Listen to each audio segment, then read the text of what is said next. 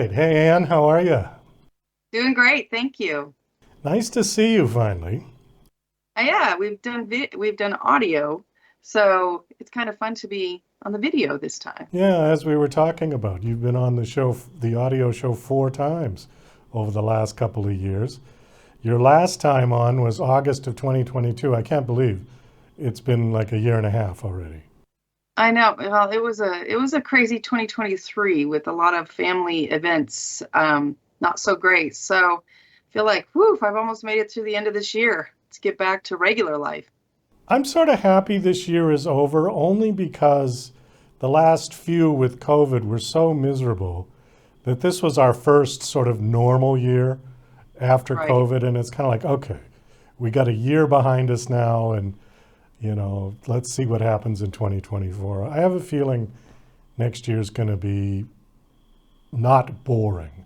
Let's put it that Not way. with AI out there. It's certainly Yeah. for authors and all kinds of career people. It's changing things up. So it'll be exciting. Well, there's going to be a very ugly presidential election, I have a feeling. Oh, that's right. And then we'll have that too. Yeah, then we'll have that in Maybe November. they And could use AI for that and make it more fun for us somehow. well, that would be interesting. We just have two AI candidates run for Yeah, president. Never mind the real ones. exactly. So, anyways, you are here with another Deadwood.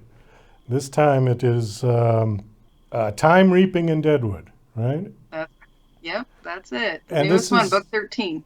book 13. Okay. I think the last time we were on what, 12 or 11? I think, yeah, August 2022 would have been probably 12. No, yeah, never say sever, which is 12. Wait, it's been long enough that I start go and then I'm working on future books. So then I go, wait, which number am I on? Who holds the world's record for the most books in a series? Oh, I wonder. I don't know. Do like Nancy Drew, and those kind of series count too? Because didn't they have a lot of them? I suppose they would count. Sure, why not? What Yeah. was it? The Parker Boys? Am I saying that right? I keep thinking Sean Cassidy because I'm thinking of the old TV show. Yeah, it was something Parker, somebody Parker and Nancy Drew.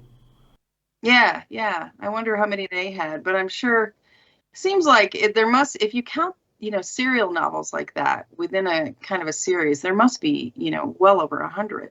Well, how many Harry Potters were there? Wasn't it just like, oh boy, I'm gonna flunk this one. Um, uh, 8, That sounds about 9 right. Yeah. lines, and then she's added to them with different kinds of books, spin-offs, I guess, Okay. backstories. For people that haven't seen you on the video show, because this is your first time, can you give us a fairly quick overview of the Deadwood series? Sure, it's the Deadwood humorous mystery series because we do, it is one of my things is humor. I want to make you cringe and laugh all together. But this series, it starts with Violet Parker. She's the main character, and you're only ever in her head. And she's a single mom, twins. They're almost 10, and she's moved from the city down to Rapid City, about 50 miles up to Deadwood. And Deadwood's a tiny town. It's a tourist town, but it has a real wild history back in the 1870s with gold and mining and all, cards and all kinds of fun stuff.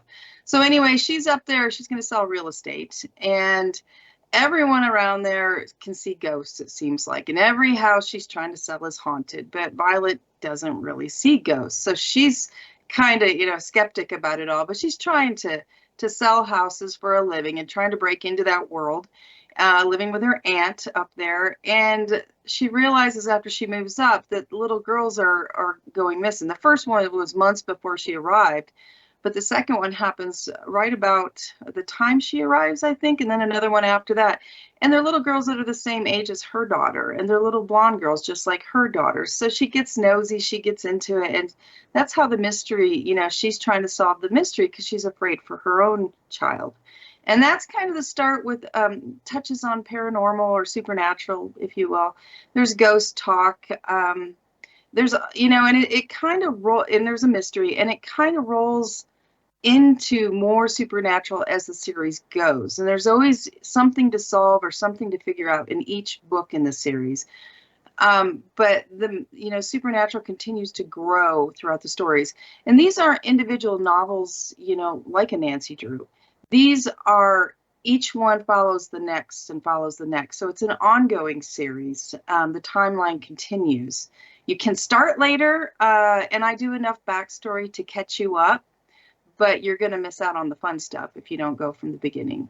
By the way, my producer just messaged me. He says the Hardy Boys and Nancy Drew. That's it. Yeah. That's it. Parker Stevenson and Sean Parker Cassidy. Stevenson and Sean Cassidy. And they were the Hardy Boys. Oh, boy. Yeah. Okay. Now my brain's working. That's so you right, said that yeah. this series is humorous, though, because it sounds like it's horror. It's kind of a dark comedy throughout. And yeah, there is a lot of humor. It's something that, when I first started writing, I was trying to write way back when I started trying to write romances, and I was just not great at all the angst, that you kind of need within a romance, but I always liked it. So then I moved into mystery, which just felt killing people felt better, killing things.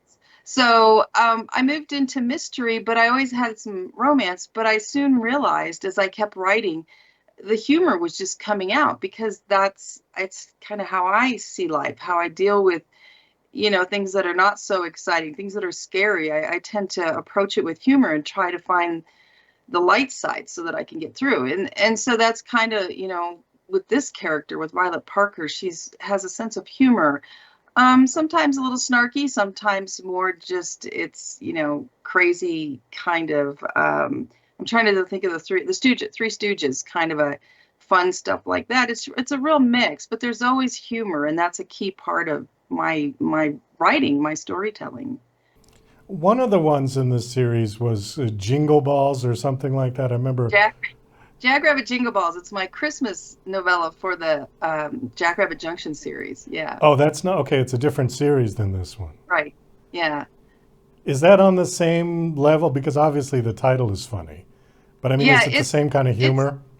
It is. The only thing, one of the main differences is that series is third person. So we head hop between different characters, between the three sisters, especially, that make up the story. And it takes place in Arizona, where this is up in Deadwood. There's no supernatural in the Jackrabbit series. It's more suspense, adventure, humor, lots of humor. I've got some old Army vets in there that are down there in Arizona from the start to pick up women at the RV park. So rowdy. I would say that's a rowdy, wild time down there at the RV park, and, Dancing Winnebago's RV park in Arizona. So, there's humor. It's always going to be a little familiar because I'm writing it, and I don't have that many personalities that I can give you different kinds of humor, but it does feel different, I think, because of the setting, the way the people, the characters, the lack of supernatural, which adds more scare instead of suspense, maybe. Is the Jackrabbit series still going? Yes, I put out Twisty Tortoise Tussles. Oh boy. You're making me do dates. I think it was last year. I think it was in 2022. And that's book 6 in that series. So I will be writing the 7th book. That's still going. And I also, will keep working on the Deadwood series. This is ongoing and getting 14. I'm also trying to fit in to write the 3rd book in my dig site series, which is a mix of archaeology and supernatural and humor and suspense all together down in Mexico. And then I do co-write a series with my husband that's historical Western with supernatural set in Deadwood. It's the prequel, if you will, of the Deadwood mystery series. So we're working on book 5 of that. That's a lot. How many do you do in a year? Not enough, I'll tell you Really? that. Okay. I'm slow. And like I said, I had some family stuff come up in the last year. So we've really only had one book, this Time Reaping, that's we released this year. I lost about a book worth of time helping family. I shouldn't say lost, but it just took time away from writing about a book's worth to spend time with family and help with some things going on there. So ideally 2 to 3 books go out a year, but this was a slower year. It's funny because today is like Big Author Day. I just had David Baldacci on Oh, a wow. couple of hours ago, and I asked him this question. I think I'll ask it to you. Do you ever get the interest in going into graphic novels? Yes, in part because my brother C.S. Kunkel is my illustrator, and I we have talked over the years about working together. Something a little different, and doing. I had an idea for a graphic novel years ago, a spin-off, but then I got writing all these different series, and we just haven't had that happen. But our kids are getting older and graduating high school and moving on, so maybe that's something in the future that I can explore more. I think, with today's market, you really have to do several different formats in order to stay, relevant. Um, we're in audio, we're ebook, we're print, but I do think there's more opportunity out there to expand and have fun with, even more types of stories that tie in, or maybe new ones, that take off, spin off. Well, it seems to me that graphic novels are really up and coming because when I grew up, comic books were for kids, and now they're not. And now they're considered literature. And some of the stuff I've seen is very complex stories. It also lends itself well to people's shortened attention spans. And the other thing is that if you were interested to shop your stories for a potential movie deal, they would much rather look at the graphic novel version in Hollywood because then they can envision it, they Right. can see what it's going to look like Yeah. because their attention spans have gone down as well. Right. And I imagine yeah, there's so much is thrown at them. They and just they don't get have so time. much, right? But Yeah. if they've got a nice graphic novel with some beautiful illustrations, and AI is doing amazing work putting that stuff together. So it's going that direction, I think. Well, that's what I've read several articles with regarding AI and authors, just because there's a lot of fear out there now regarding AI taking our place, books made through AI, taking over.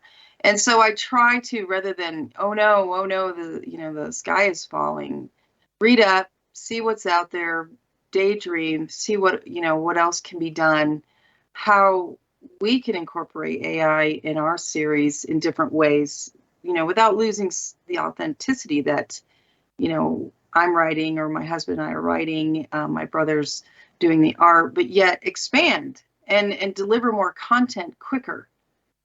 That's one benefit with AI, is you can do some things, faster. So Yeah. it's just overwhelming at this point on all the different ways that you can try to use it. And so I was thinking in 2024, I'd like to find some workshops or something where they talk about all the different ways you can incorporate AI into your business, and see what's available.